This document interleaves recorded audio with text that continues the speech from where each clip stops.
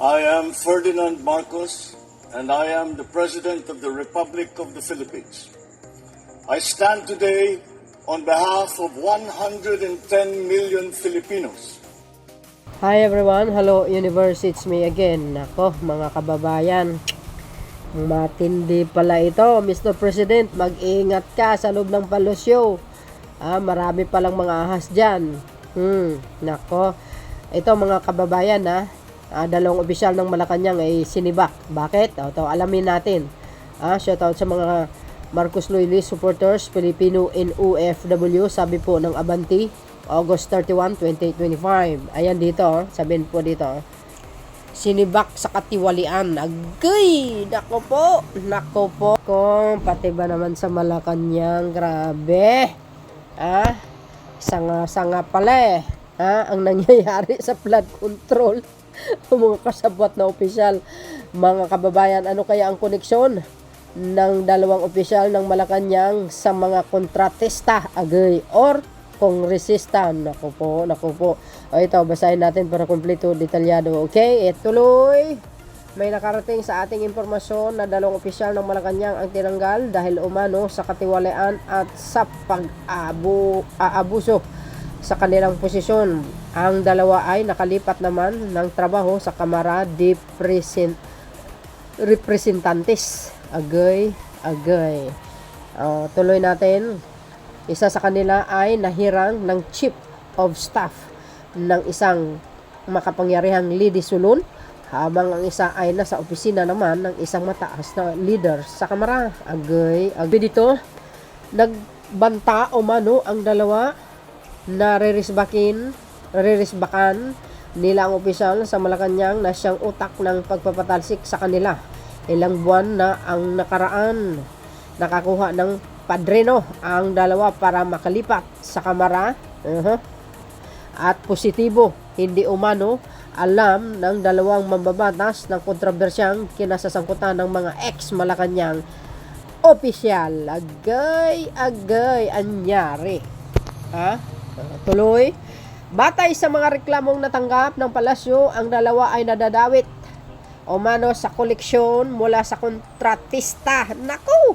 Kinakaltasan umano ng 20% to 30% ang mga kontratista kasali sa infrastructure project, habang sa soft project tulad ng assistance to individuals in crisis situation, which is ang AX, umaabot sa 10 to 15% ang hiningi. Mga loko-loko kayo. Ako pa ang head dyan. Kakatusin ko pa kayo.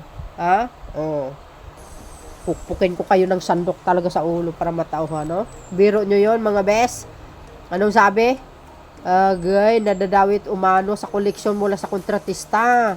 Hala kayo, kinakaltasan umano ng 20 to 30%. Aba, malaki din yan. Ang kontratista kasali sa infrastructure project, ano yun? Flood control? Malamang. Aba, laki Habang sa soft projects, tulad ng assistant to individuals in crisis, pati ba naman AX, mayroon palang ganon, mga bes? Yan, tindi mo naman, sir. Masiba ka din sa pera. Umaabot sa 10 to 15% ang hinihingi. Aba. Mukhang pera. Sa totoo lang, ang pera hindi po masama. Pero nasa tao ang may gawa, kaya naging masama ang paghawak ng pera. Di ba? Tuloy. Sinasabing binabago ng dalawa ang listahan ng mga proyekto ng LGU at ang mambabatas bago isumiti sa Department of Public Works and Highway at Department of Budget and Management. Ang mga siraulo kayo talaga. Pinalalabas umano ito ay may basbas ng kanilang boss upang mapunduhan ang agad ng Kongreso. Mga siraulo. Connect the dots ng mga bes. Ibig sabihin, sanga-sanga na. Kaya, delikado ito. Nandoon lang pala sa loob ng Malacanang. Nangasiraulo talaga, Nakahaba ng kamay. Grabe ito. Ay, swerte nyo lang talaga. Kung ako ang boss nyo, papakulong ko talaga kayo, Laki ng kickback nitong mga to, Biro mo, nasa Malacanang, Ang lakas ng koneksyon nito sa sa LGU pati sa Department of Public Works. Nako, alam niyo sa investigasyon mga kababayan, malamang sanga-sanga yan. Oo, manganganak at manganganak yung mga investigasyon yan sa mga sangkot talaga. Tuloy. Sabi dito mga kababayan, kapag napunduhan ang proyekto, mismong silang dalawa na umano ang nakikipagpulong sa mga kontratista upang manghingi ng pera para sa kanilang boss. Sinong boss nila? Ala kayo. Ang galing pala ang nito.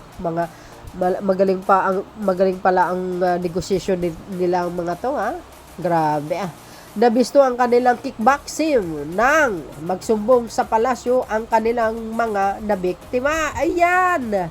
Maganda yan! Isumbong yun sa Pangulo. For sure, nakarating ito sa Pangulo. Nako. Lagot kayo ngayon, mga siraulo talaga. Kung ako ito, pagpupukpukin ko talaga ng sandok. Tingnan natin pag hindi kayo matauhan. Sabay, sibak. Di ba? Isa sa nagreklamo ay isang alkalde na kaalyado ng isang mataas na opisyal sa Malacanang. Mabuti naman. Hiningan umano siya ng dalawa ng 20% commission gamit ang pangalan ng kanilang boss. Sino kaya ang boss nila, no? Kung nagkataon na sa Malacanang, sabi dito, kung nagkataon na sa Malacanang pa ang dalawa, mahagip ito sa lifestyle check na inutos ni Pangulong Bongbong Marcos sa lahat ng opisyal ng gobyerno. Hindi, kahit wala na sa palasyo, dapat ito, mga kababayan, iimbestigahin din ng NBI or sino, or ang pamahalaan para na makita kung sino talaga ito. Baka ito may bilyon na sa bank account, mga kababayan. Paano ba naman kasi nakabili ang mga ito ng isang mansyon sa Cebu? Na nakahalaga ng 45 million, isang kondominium na nagkahalaga ng 35 million at madalas na biyahe sa abroad gamit ang travel authority mula sa palasyo. Bakit? Hindi ba napapansin ng palasyo? Dapat inuusisa din ng palasyo itong dalawang ito na lagi pa na travel. Magtaka ka na. Aba, matindi pala kayong dalawa, mapapasana all ka. 45 million, 45 million. Agay, isang kondominium na nagkahalaga ng 35 million at madalas na biyahe. Tapos may mansion pa sa Cebu, anak ng kwago. Mr. President, dapat imbestigahan nyo na yan. Nako. Ang laki pala ng kita, mga bes, dito sa mga kontraktor na ito. Biro mo, 30% to 20%, ang laki ng kickback. Wow, grabe. Sabi sa inyo ang dami palang kurakot ngayon at nabubunyag na under the Marcos administration. Kaya sigurado naaalarma kayo ngayon. Aligaga na mga yan sa totoo lang.